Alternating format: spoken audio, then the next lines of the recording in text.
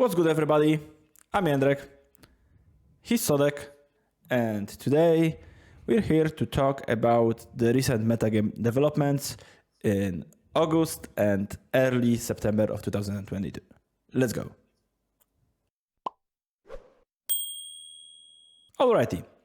So, as I assume all of you know, Dominaria's United has been out for the last 2 weekends, I think.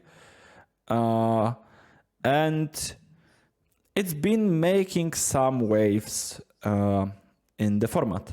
And there is a bunch of cards that are getting more and more play by the day, basically. Some of those cards, or let's be real, most of those cards we correctly predicted to be good. You can find our list of cards we predicted to be good in Modern right here.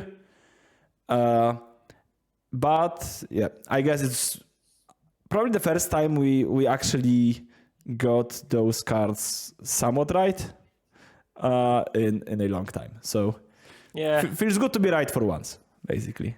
yeah. But on the other hand, I'm I'm pretty sure that this set was very easy to. That's true. That's find fair. because Leyline Binding was clearly the most impactful card, and more and more decks are trying it. We probably won't know how many copies we'll see in month or two from now, but it's of course really good. There are also tribal cards, it was kind of self-explanatory, at least for me, why they can be better than other options that were currently in the format. Okay.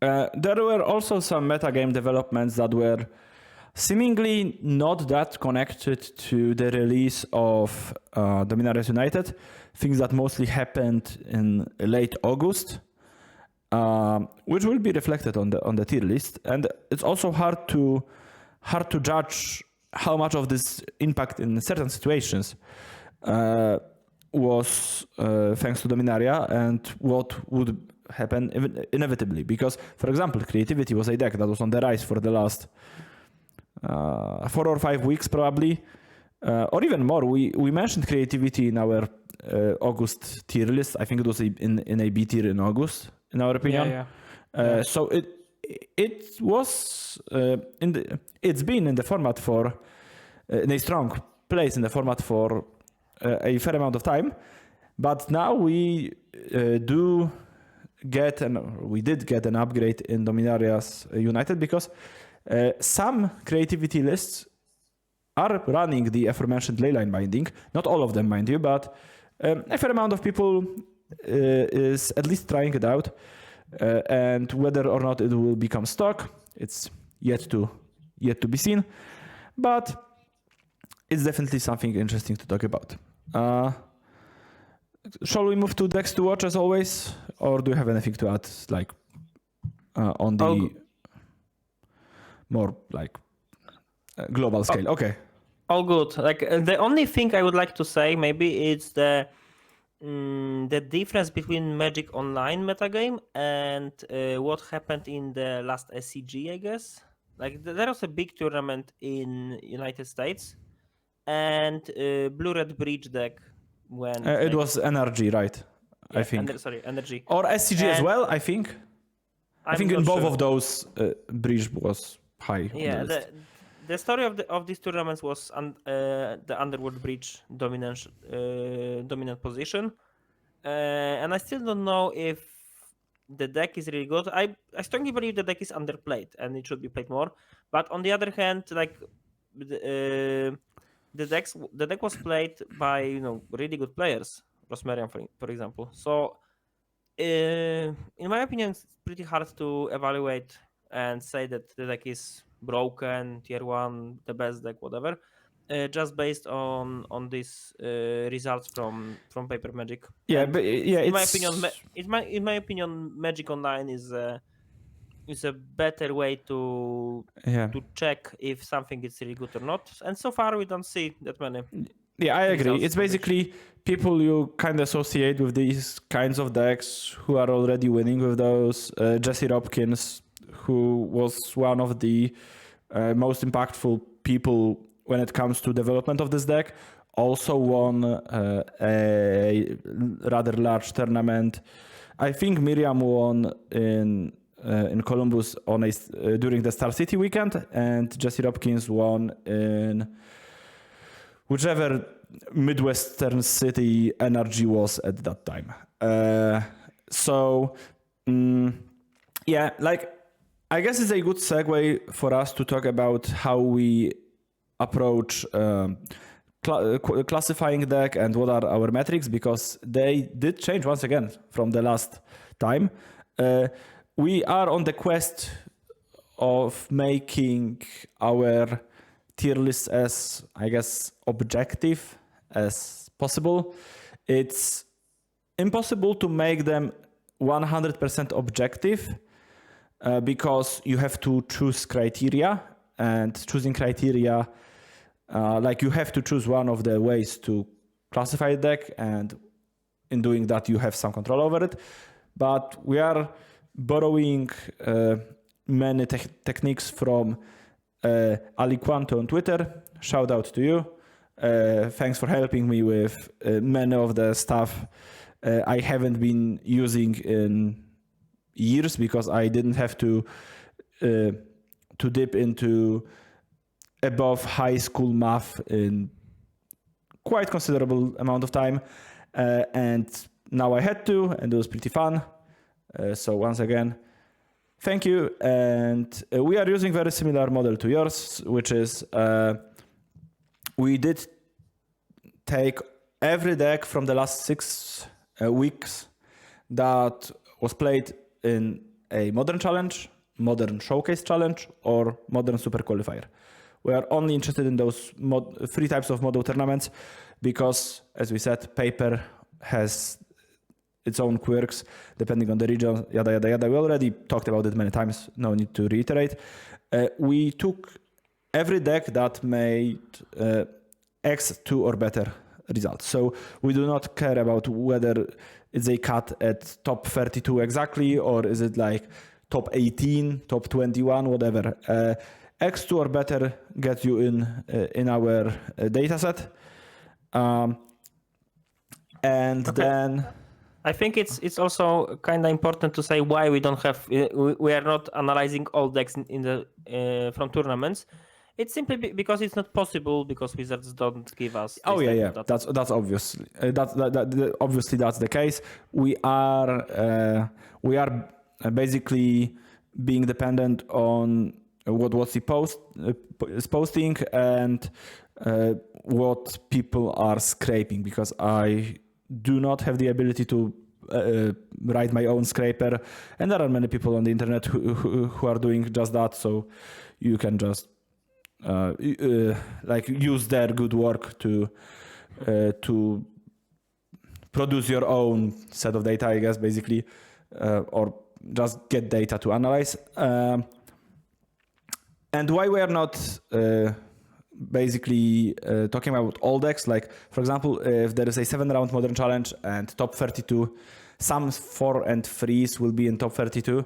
I don't think that 4 and 3s are worth talking about, because they are basically like they are as far from the top 8 as they are from being like 2 and 5. It's like an abysmal score, so like why bother?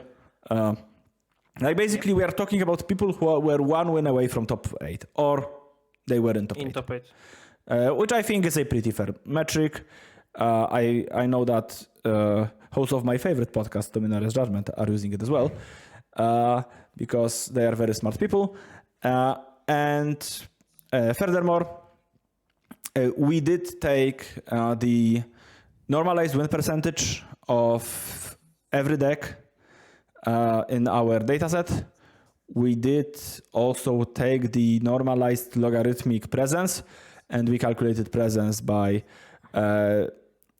not dividing the number of decks, or like the copies of certain deck by the number of total decks, but the amount of rounds that the deck is playing, that the deck played by total rounds, which is our way of making the tournaments that have more rounds to be a bit more important. We don't have any type of arbitrary X2 multiplier for PTQs and showcases as we did in the system that we've had before. This is our way of saying if a tournament has more rounds, it's just a bit more important, which I think is fair. And then we did take both of those normalized criteria, we summed them up, and from this sum, we did calculate a mean and standard deviation, and we have like on the base of mean and standard deviations, we have different areas. We say widełki in Polish. I don't have English word right now in my head. Like some areas basically. Like basically, if you are between a one standard deviation, if you are on the mean, if you are above mean to mean plus one standard deviation, you are in a B tier. 1 to 2 standard deviations above the mean, you are in the A tier. More than 2 standard deviations above the mean, you are in the S tier. And if you are from mean to mean minus 1 standard deviation, so below the mean, but not too much below the mean, you are in the C tier. Pretty simple stuff. When I was talking about that, you already have seen that on your screen. It will be added in the post-production. So nice. Don't worry, because it's all pretty convoluted, especially for me right now, because I have not written all that I want to say, because I'm very, very smart, and smart people do not write down things they want to say. Thankfully, we did write down our tier list in order, so we won't have to scramble for those. But as always, first of all, we want to talk about decks to watch. And there's basically one deck to watch with like 1.5 or like 1 and a mention of the other deck. And this deck is something that Sodek was really excited about. And this deck is Goblins. Oh, let's go. Okay, so Black Red Goblins, something that's in my opinion quite typical in terms of the evolution of the deck. It's a typical red black goblin core with Conspicuous Snoop and OMG, how's this? Bogart Herbinger. Bogart Herbinger, I always forget his name. Combo with Kiki Chiki, it's all known. Nothing really new here, but there's a second part of the combo. It's the new card, Rundveld Hordemaster, paired with cards like, for example, Mock Fanatic. It's a nice way to kill Ragavan just by itself. It's also a cool way to create card advantage because we can kill something and get the card back with Rundveld Hordemaster ability. There's also Mock War Marshal. Extremely good effect when it gets paired with Skilled Prospector, because you have Hordemaster Skilled Prospector in play, then you play Mock War Marshal for 2 mana, and you can sacrifice Mock War Marshal and the first and the second token to get 3 mana and 3 cards. So like it's absolutely insane, and it should win all like board styles, or even like it can also act as a like semi combo effect. Like if you want to just create a lot of power out of nowhere, like this trio is exactly what you're looking for. The most important thing that happened in terms of like building this deck, the deck lowered its curve, like I was saying in like Dominaria's United video. There are not that many 4-drops anymore, only 2 Goblin Ringleaders and 2 Slinkank Lieutenants, and of course like 2 Kiki Jiki, and that's the end of high curve. The rest is relatively low to the ground. The only thing I don't like that much is still playing 4 Goblin Matrons, and in my opinion, maybe in the future cutting like to 3 copies, maybe even 2, can be a good solution, because like playing a 3 mana 1/1 tutor is somewhat okay, but tends to be too slow in many situations.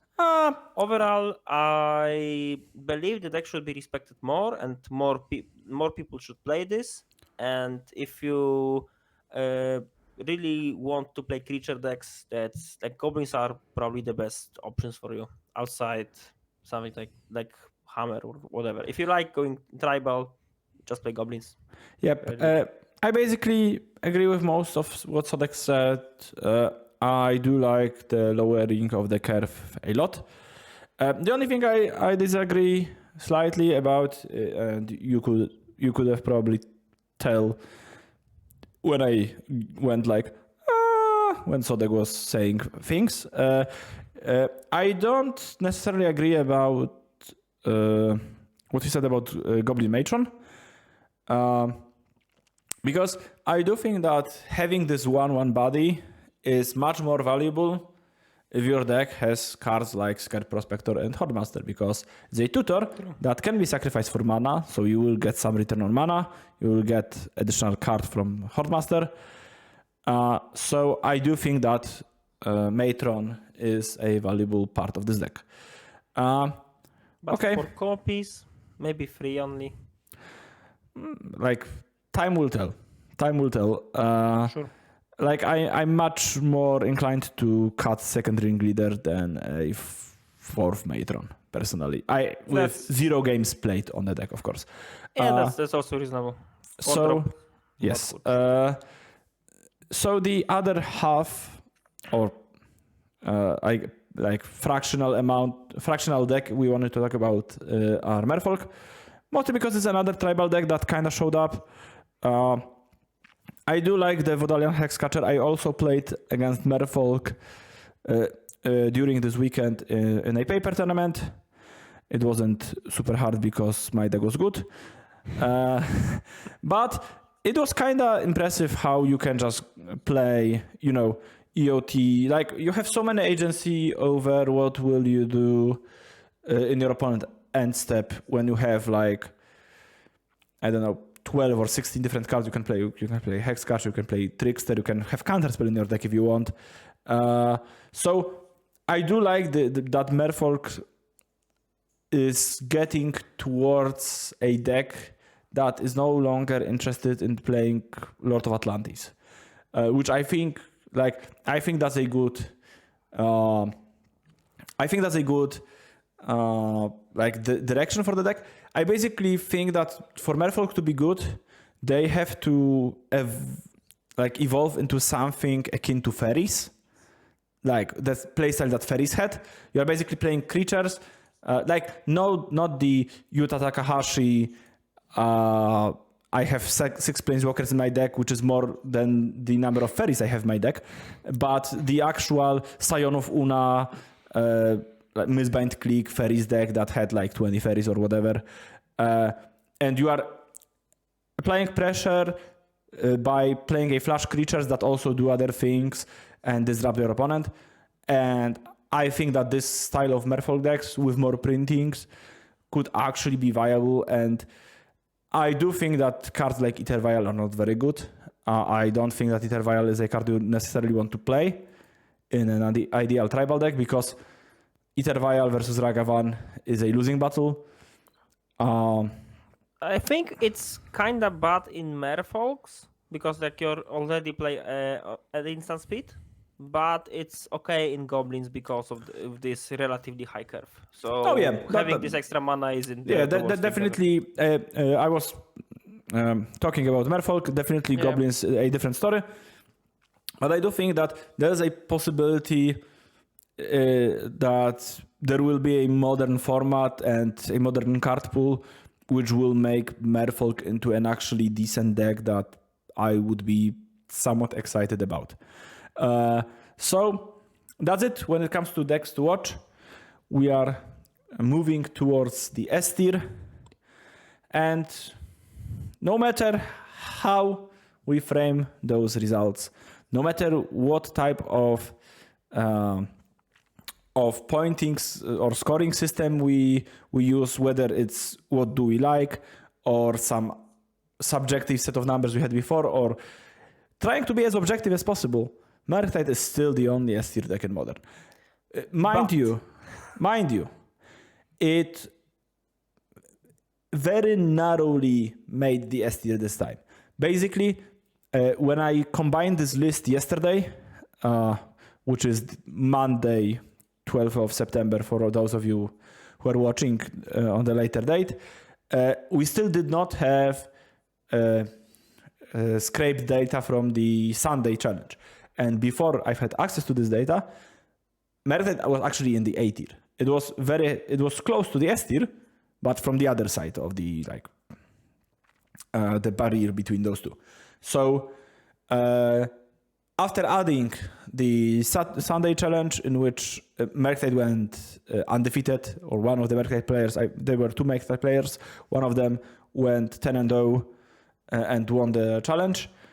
They lifted the archetype just high enough to make it into by 1 percentage point, basically, because when we had normalized win rate and presence, of course, highest you can have is 200%, which would be really, really weird, but that's how high you can be on a scale of two scales of 0 to 100%. And Murktide was 139, and 138 was the cutoff for S tier, so barely making it this time. Okay, so why it was that barely compared to total domination last month?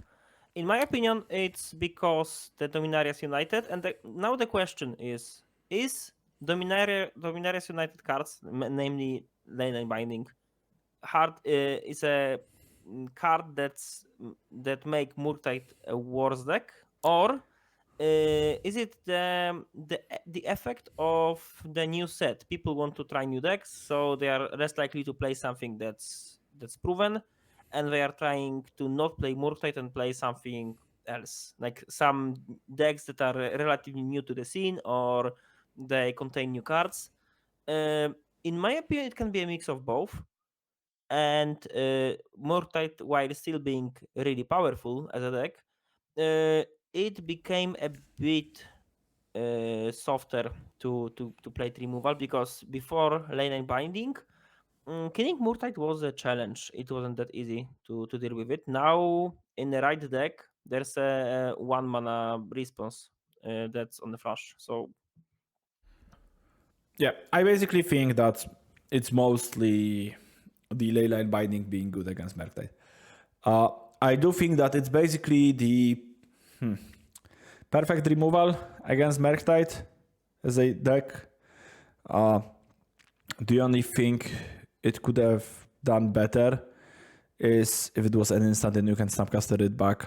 Basically, that would be the only improvement, probably. But having of course, it can be 1 mana, but even at 2 mana, it's the 2 mana play you needed, for example, in a 4-color deck to catch everything that Murktide can throw at you and not waste mana.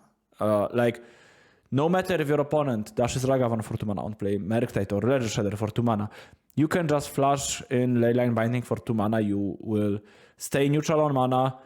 You will use your resources at a convenient time for you, and you will push through your advantage. I believe that Leyline Binding, if widely adopted in 4-color, will make the 4-color matchup significantly tougher for Murktide, because it will be I've talked about it many, many times. If you are a good Murktide player, I basically had this thought, I think during my holiday or shortly after, when I was driving with someone to the paper event this weekend, that this Murktide 4-color situation is very similar to how Twin and Jund was, where Twin is the best deck in the format, Jund is being played and it's a counter to Twin, but good Twin players were close to 50-50 because they knew how to play. And it's a very similar dynamic of blue-red tricky somewhat tricky deck, being outmaneuvering more like mid-rangey, value-oriented opponent. And like it will be so much harder to try to like navigate the game toward those situations like, okay, so I think that my opponent, by the looks of it, judging by how they played their turns, I think they have a prismatic ending in their hand. So I will dash Ragavan instead of playing it. Or, for example, I think they have Solitude. So I'd rather dash Ragavan now. So if they want to deal with it, they have to pitch something and get down on cards. And those type of advantages were how you were winning the 4-color matchup most of the time. And now it will be, okay, my opponent has 2 open mana and can have Leyline Binding. No matter what I do, they will cast their binding. So basically, you want to move you want to move the fight to some place that does not care about Leyline Binding that much, which is basically the stack, and like making stack-based value or having a combo kill, which is just not something you can do with Murktide. Like you can't make this deck in its current form about, I don't know, recurring things, Snapcaster Mage with Kolaghan's command, which would be a pretty good foil to Leyline Binding, like heavy removal for color deck. You just cast Thoughtseize and counter spells and Snapcaster and Kolaghan's command, and then you don't care about permanent-based removal for permanent things because you don't really have those and you don't care about them, and you can kill people with, I don't know, Hall of Storm Giants, which can't be binded, which is also pretty cool. But this type of deck, while being good against 4-color most likely, gets much worse against other things, which is not what you want to do at the end. So Murktide definitely will feel the impact of Leyline Binding. How much? I don't know, because in the last 2 weeks, I've played 10 matches of Modern, I think, this weekend. So, and I've played against 0 copies of the card Leyline Binding. So I'm not sure that it will happen, but I think that the Murktide domination might be coming to an end and it will become one of the good decks. Like, I wouldn't be surprised if next month we have 0 decks in S tier and we just have Murktide as another A tier deck that's good, but not like head and shoulders above the format as it was basically since Ledger Shredder got printed. I am turning my head around and looking for other decks that we will talk about soon, because there is a deck that I'm fairly excited about that I might be playing this weekend, but I don't know yet. Okay, anything you want to add about Murktide, or do we move to A tier? Let's go to A tier. Okay, so we have a whooping 6 decks this time in the A tier. And those are in the order of how much points they get, basically. Hammer, Red Black Scam, Creativity, 4-color, Yawgmoth, and Living End. And 4-color is once again the sum of 4-color control and elementals. As we did the last time, I think that's a good approximation, and it made, like, I think it's just a more truthfully way to present this data if you have this as a one archetype, because I think it is basically one archetype. Okay, so what's like, there are some decks that haven't changed much. For instance, Hammer is basically what we don't really need to talk about Hammer now, because we talked about Hammer many times. About Yawgmoth, Living End is on a backswing in my opinion, and it's not the best time to play Living End because there's another deck that uses Graveyard quite often, and that's Red Black Scam. The old deck that was around for some time, and we were talking like 2 months ago, something like this, or maybe 1 month ago, that that this deck is underplayed and it should be played more. And I think we had it as a deck to watch 2 months ago and on our tier list 1 month ago. I think so. yes, and it got its results finally. So And a lot of them. Yeah, It was the third Modern best Challenge- performing deck. Third. Yeah, Like, and it's basically as good as you can hope to get, because it's like insanely hard to break above Merc Titan Hammer. If you are like a new-ish deck that wasn't really in the format up until a few weeks ago, and people were like kind of sleeping on it and not really treating it as a real deck, but more of a gimmick. So yeah, it's a very, very, very impressive showing by both Red Black and a creativity deck that we will talk about in a second. yeah, and the trick is that people were prepared in last like week or two to beat Red Black's camp. For instance, they were like Lane of the Void was much more played than like a month ago. So Lane of the Void stops the turn 1 grief into like the blink effect, because it's a like reanimation effect. If the creature would die, return to the battlefield instead. So if you have Lane of the Void in play, this effect won't work. So despite all of these like hate cards, Red Black Scam turned out to be really good. It won the Saturday challenge. Like 2 of them were in the finals, I guess, and there were like multiple other top finishes. So the deck is real. Be prepared for it. The question is which version is the best, because like Sprouts started this like whole archetype and had its ideas. Then Young Dingo, I believe, a popular streamer and enthusiast of this strategy, had some results with a slightly changed list. Like the biggest difference was playing on Malakil Rebirth. It's a The flip land.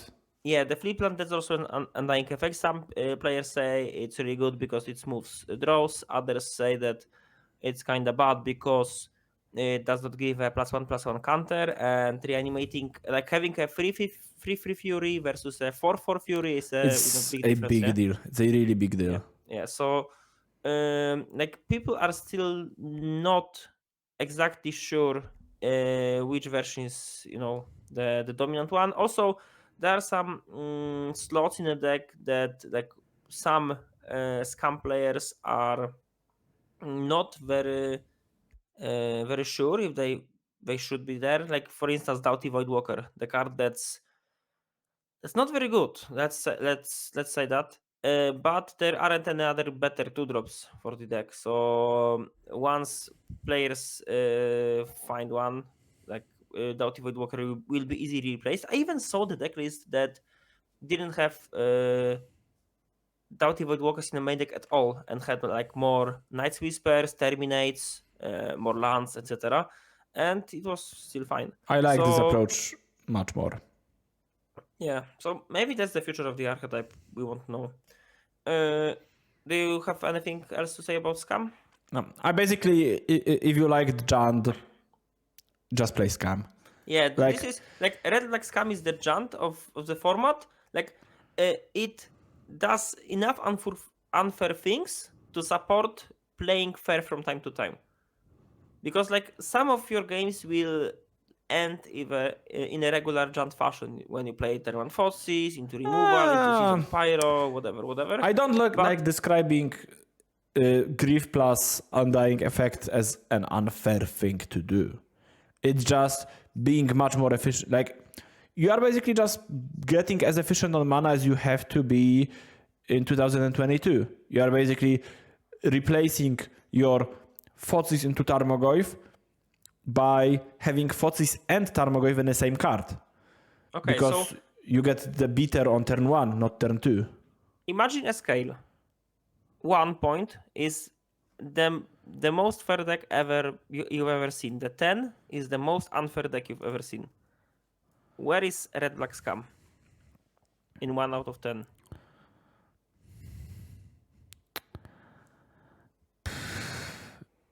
it's on the same, very, very, very close to like Merktide.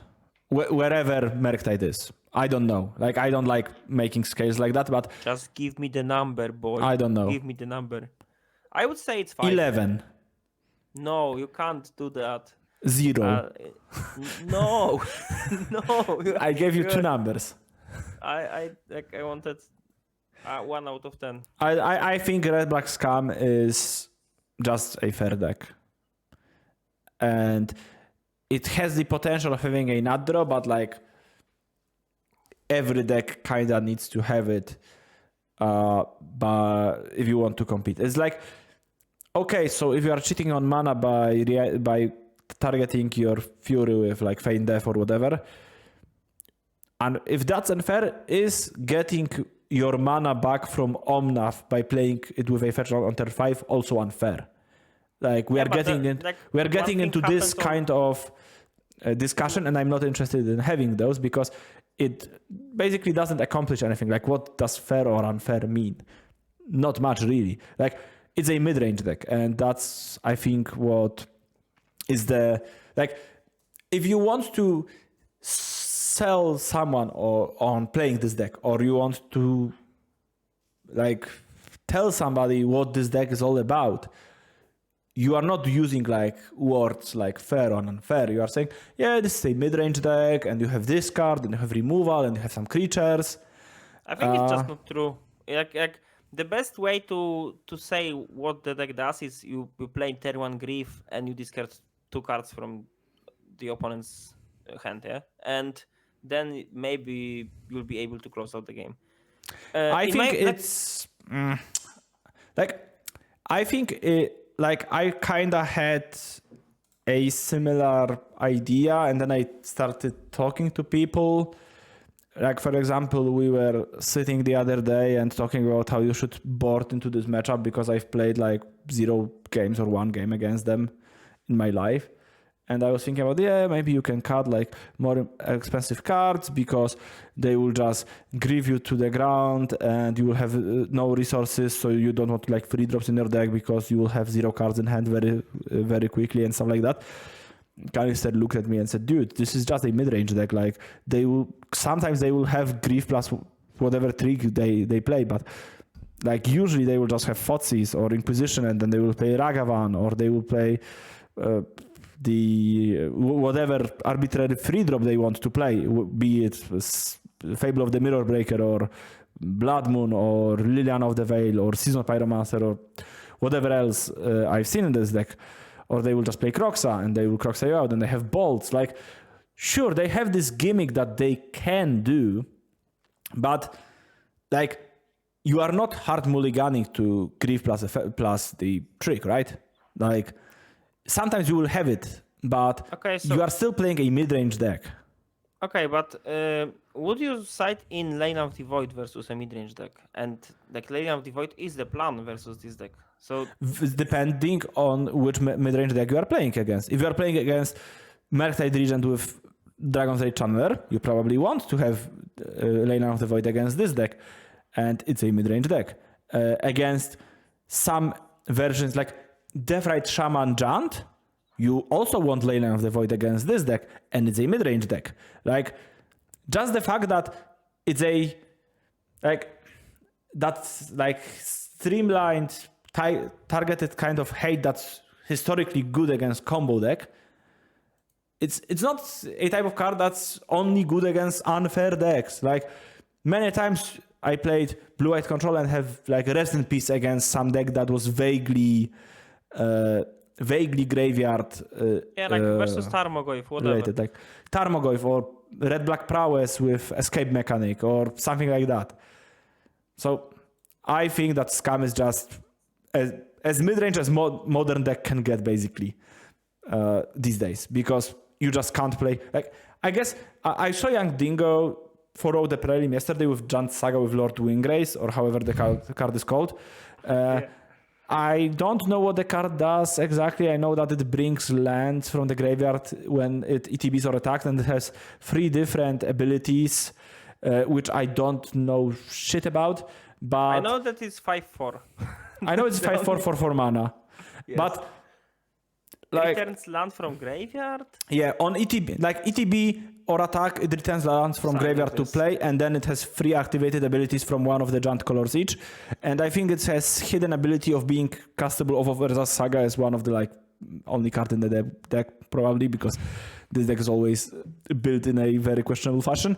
But basically, like if you want to play Thoughtseize, like this is just what you do these days, like in Modern. So, like, it's basically if you are a giant player, go and play this deck. Unless you are a giant player that already bought 4 color when it was the only alternative as a mid-range deck, and now you have this deck, so you just play it. But yeah, Scam is good, and I really hope that we will stick to the name Scam, even if it becomes one of the best decks in the format, because I really like it. I think it's really cool to have this name. It's the best name because it's maybe rhinos are the other name of the archetype in the format that does not correlate like 100% into the key card of the deck. 4 color also does not correlate. But 4 color is like, you know, like typical name for. Well, for the Burn deck, also, I guess. Like Burn is also not. But yeah, what I really like about the name Red Black Scam is just when you are playing against the deck and you get griefed with a Feign Death, you just felt scammed. Like I didn't get to play any Magic, and you just have this feeling of being scammed, and it's just perfect. Okay, moving on to number Creativity. 4 on our list, I guess. It's Creativity. Yes. All variants of Creativity that have been popping up recently, which is basically they all have a rag core, so they are playing Renin 6 and usually some Explores, some Spell Pierces, Hard Evidence. Like it's less and less likely to see Explores. More players are Splashing White, right? Splashing White. Yeah, like if you don't like the version that was prevalent in the late August, that probably is responsible for most of those results, was playing like Explore, Renin 6, Bolt, Spell Pierce, Hard Evidence, Creativity into Archon, this type of stuff. And now people are, as Sodek said, playing Leyline Binding, playing Teferi. Do they still play Prismatic Ending when they have Leyline Binding? Probably not, right? No. Yeah, it doesn't make much sense. So the Creativity deck is like a soup that like you have Creativity, you have Archon, and then you have like many different variations, but the deck like all of these versions have a few things in common. First is a terrible mana base.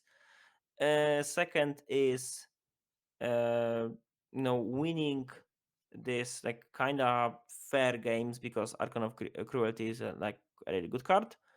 And struggling a bit to unfair stuff. So, in my opinion, it's cool to see this deck like climbing on the metagame ladder, and now we have this at the very top. So I'm curious what will happen and which version will be the best moving forward. I strongly believe that Leyline Binding should be added to the deck, especially because how the deck kind of nicely supports casting it on for 1 mana.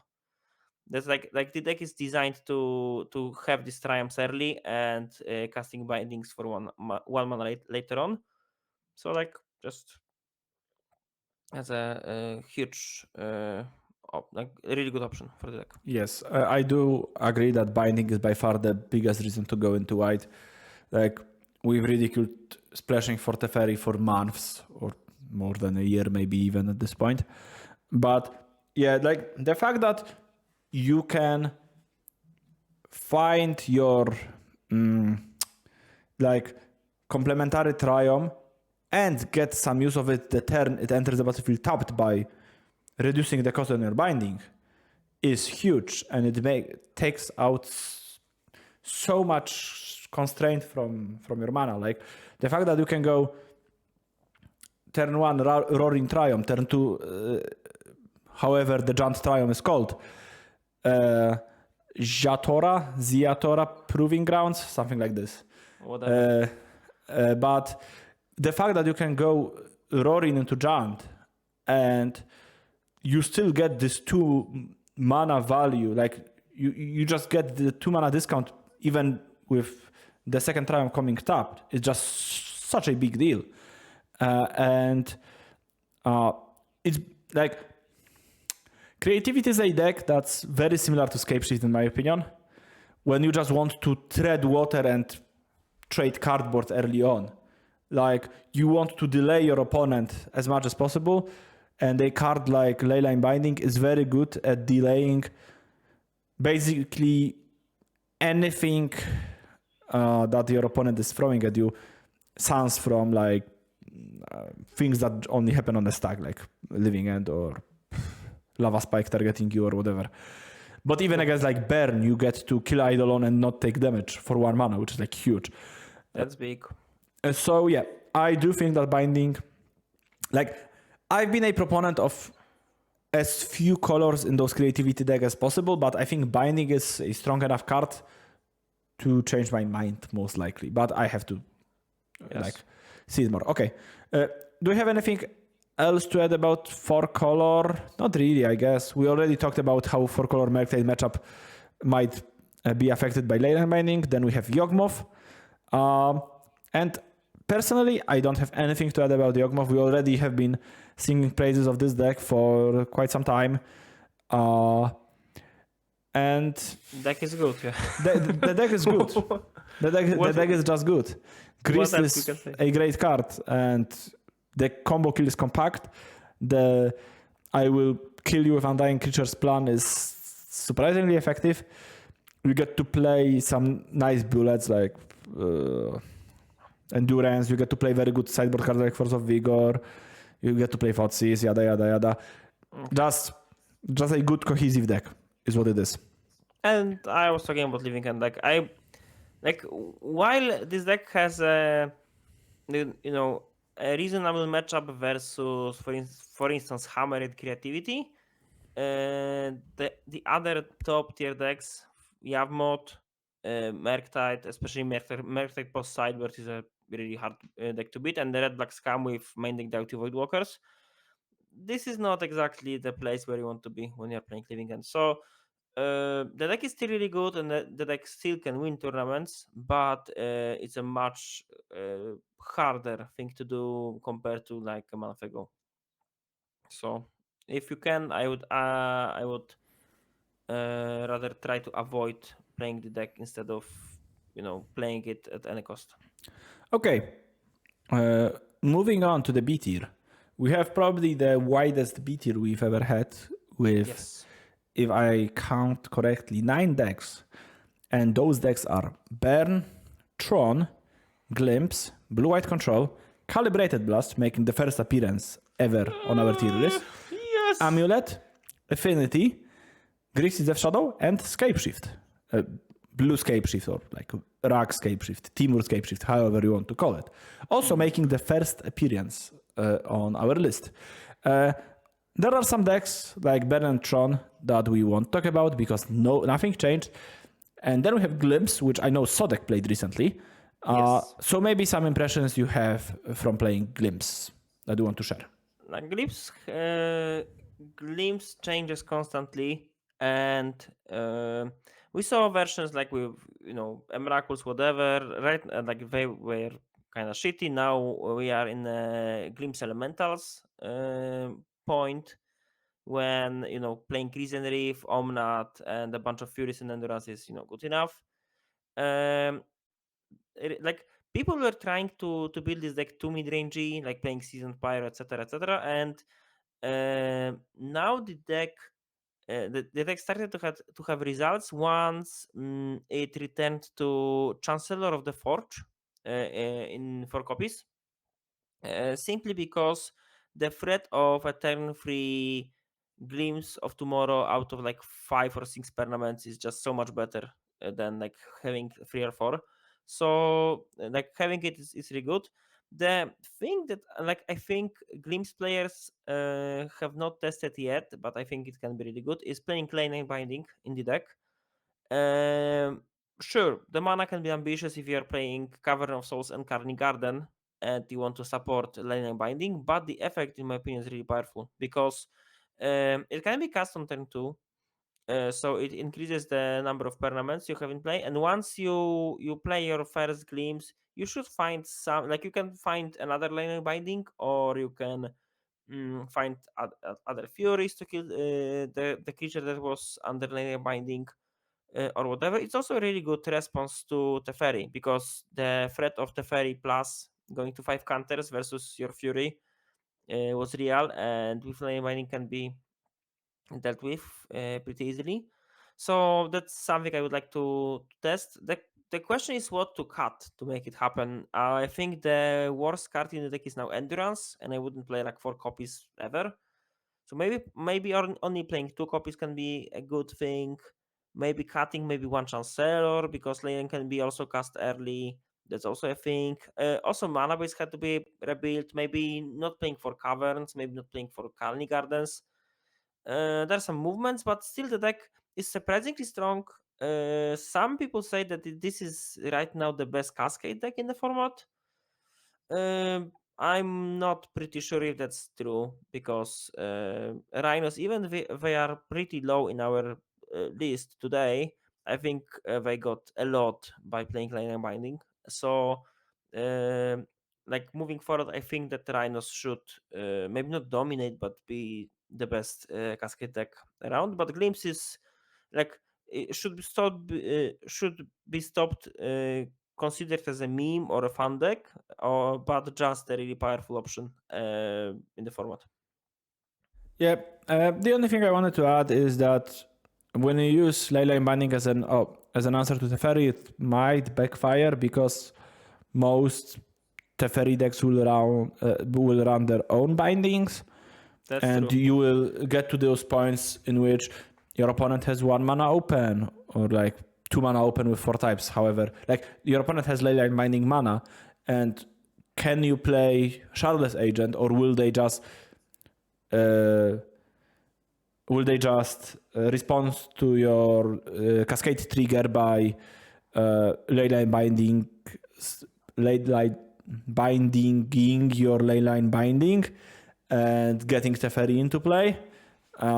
It doesn't sound like it can be possibly dangerous, is all I'm trying to say. That's the risk, but on the other hand, there aren't any other better options if you want to exactly attack Teferi while being good. Most likely. So just something I wanted to add, so you don't have. What I really like is that if you play lane binding on opponent's Teferi, and the opponent can't play Teferi to bounce your lane binding and get a lot of value out of it, because they will, like the second Teferi will come back, they will have to sacrifice one, and then you still can play your lane binding. So that's pretty okay. Yes, that's a cool thing to have. Okay, moving forward, blue-white. Anything new? Yeah, I think that blue-white is slowly becoming an acceptable deck with the printings. What? Like, if you build blue-white to support Leyline Binding, which I think is possible, you are getting a pretty good removal spell. There's also a card that Ari mentioned in their podcast called Destroy Evil, I believe, which is an instant that has 2 modes. It destroys a creature with toughness 4 or more, or it destroys an enchantment, which is a very unusual type of 2 modes to have on your instant, and it makes it a catch-all in surprisingly wide variety of matchups. For example, you can kill Merktide Regent and you can kill Blood Moon. You can kill Urza's Saga of Hammer or Amulet, and a hammered creature or Titan, respectively. You get to kill Leyline Binding in the mirror. You get to, like, so many different things you can hit with those cards, and it covers so much ground that it's one of those cards that you have like 14 cards in your sideboard, and you have this sideboard map in front of you, and you're like, oh, I would like to have one more card against Merktide, but also against Amulet, but also against Hammer, but also something that can be brought against 4 color. Here you And go. this card does not exist up until now.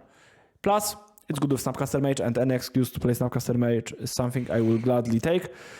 So I can imagine that we will get to the point in which Blue-White is an exciting deck for me again. Okay, Moving forward. Calibrated Blast. Calibrated Blast. I Nothing think to add. Calibrated Blast is better than it was before Dominaria United, mostly because how much it ignores linear binding. And Yes. like the meta game is like being slower and slower. This is the great news for Calibrated Blast that can't be fast, but it's very stable and resilient. Yes. So if you want to play Calibrated Blast, I think this is your moment. I think this is this one moment, maybe not one, but this opportunity to shine. Yes. Moving forward. Amulet? Amulet and nothing. Affinity, nothing. GDS, nothing. And we have Scapeshift as our last B tier deck, which is the deck I am most excited about right now, aside from Merktide, maybe. Like, Okay, give me a second. Scapeshift is in the B tier, but it showed right after Dominaria United. Like it probably does not have any. The first result that Scapeshift had was before I left for my vacation. It won the Sunday PTQ on, I want to say, August 28th. Yes. Yes. It won. It was in the finals of this PTQ. So, It won the slot. Yeah. Essentially, it got an invite, which is all that matters. And what this deck does very well, in my opinion, is it does not care about leyline binding in a similar way to Calibrated Blast, which Sodek mentioned earlier. And it's basically a way to play those good interactive blue-red cards while having a kill that does not care about whether your opponent has removal spell or whether your opponent draws some extra cards or put extra power or gain bunch more life from Omnath unless they have more than 37 life. But in general, I think that Scapeshift might be a pretty good deck now. It's a deck. If I'm not playing Merktide in Paris this week, I'm playing Scapeshift, and it's a deck that I seriously consider to choose. I will play my first match with it either today on Magic Online or tomorrow in paper. We'll see. But I think that it has the good recipe that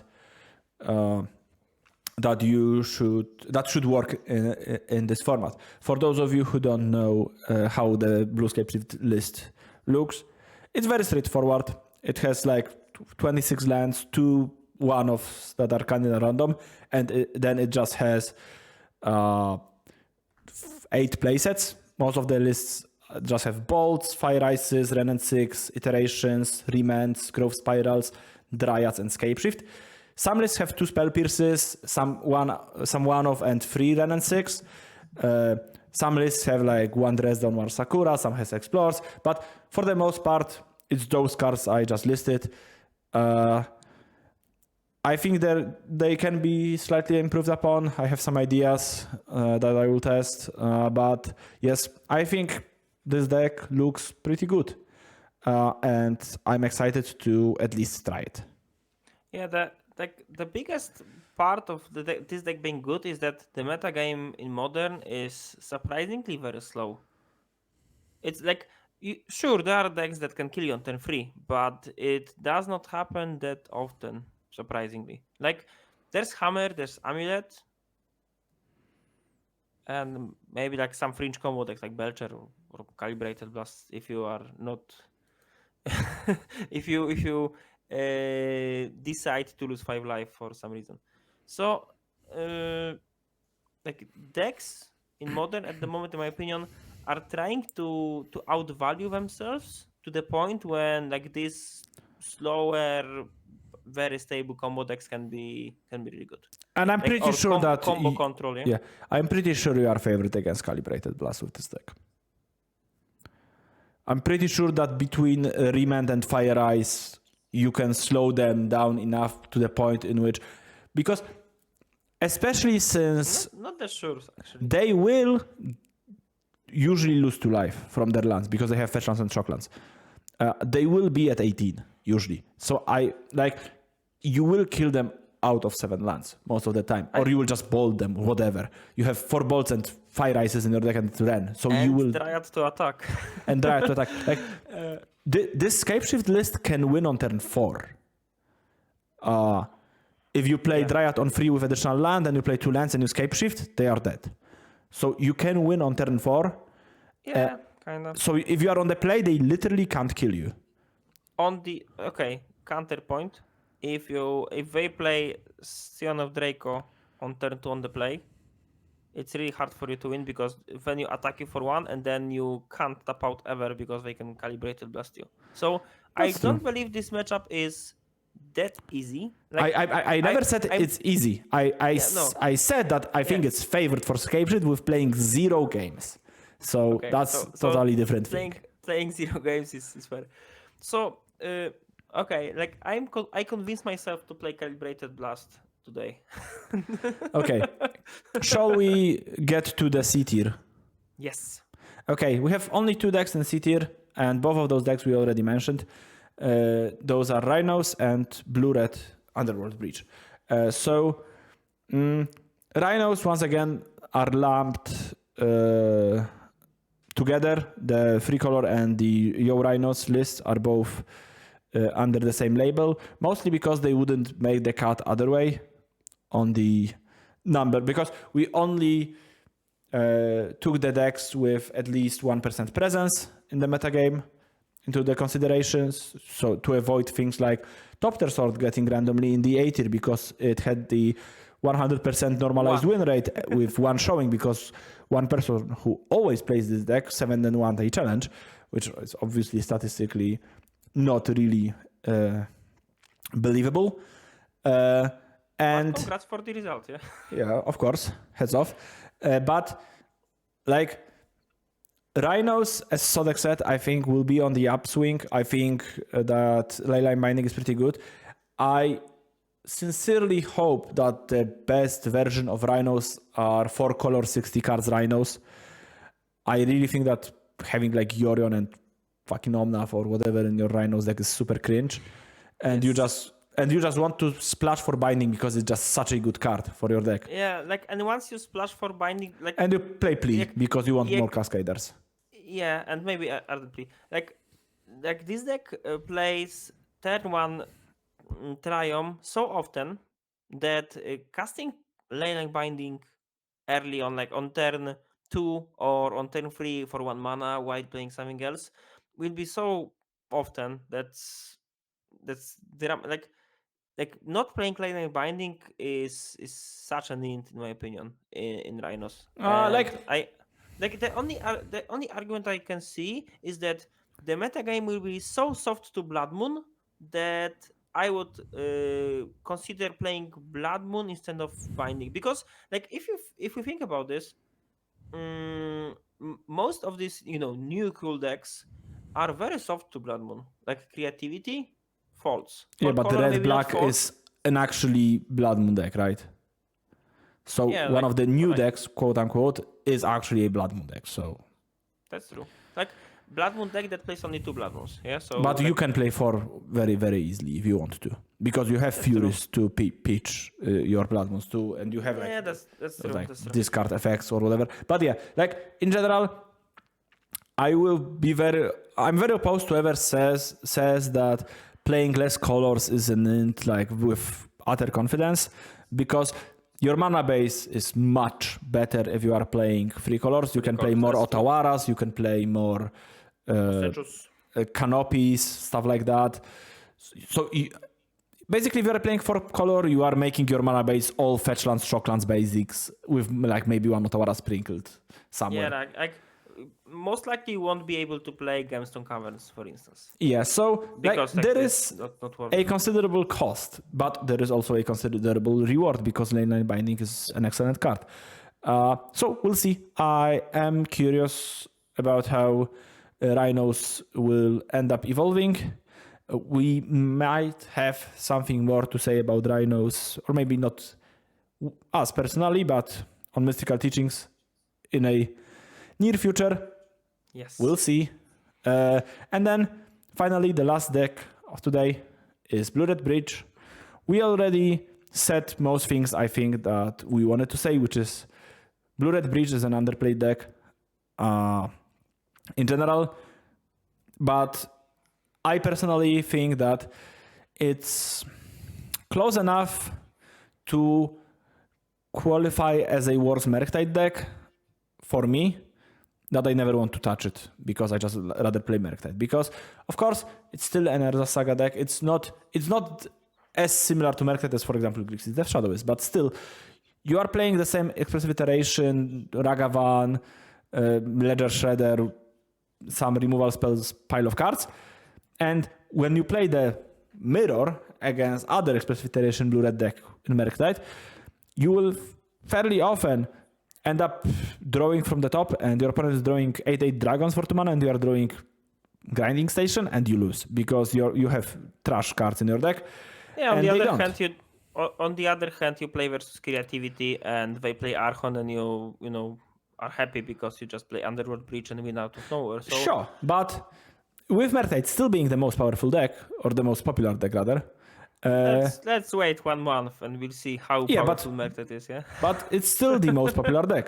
yeah, And that's true. it's extremely unlikely to be anything less than top 3 most popular decks, I think, in a month. Maybe. And I just think that Breach is too close for my taste to being a worse version of Merktide Regent. Especially with like cards like Leyline Binding, like people will have more answers to your enchantments and artifacts because people will have more Leyline Bindings. That's So, true. yep, not a fan, but we'll see. I'm a fan because it's a combo deck, but like there are probably better combos to play if you want to play combo. So you Okay. really want to lose to all 3 spells that you can think of, like from Force of Negation, Endurance, Force of Vigor, and other things. So you're Yeah. basically only a fan of it because it's a combo deck. Yes. That's just super dumb. Like, it's like I would say that I'm a fan of blue-white because I'm a fan of blue deck, and like just by and you are- this and association. You are. That's true. I said that it's getting more and more reasonable. I'm still not a fan, and I was relentlessly mocking this deck for a year or so. So, like, you are just holding too much to your roots of a combo player and defending every combo deck you can see just because it's a combo deck. I'm not defending it. I just like winning on turn 3, and this deck does it. So Okay. Anything else, or should we wrap this up? Because it's been pretty lengthy.